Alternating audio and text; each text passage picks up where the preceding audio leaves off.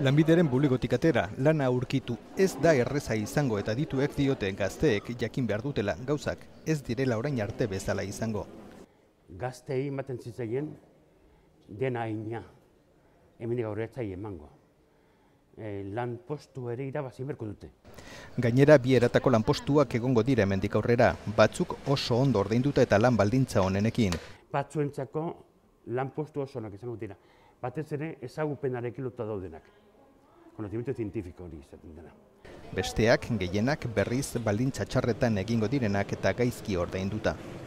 Izan ere, Europako lan baldintzek gero eta antz handiagoa izango dute garapen bidean dauden herrialdeetakoekin, Asiakoekin.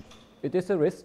What we currently see, for instance, is that even though some countries have seen an improvement in their labor market, in their employment numbers, the wage growth has still not picked up sufficiently. Gazteen langabezia oso altua da, 40% ingurukoa, baina kezkagarria da 30 urte inguru dituzten gazteen egoera. Hor, jende pila terroriko da. Oso gogorrak izango dira, Pertsona batek ezin du bere bizitza behar bezala antolatu.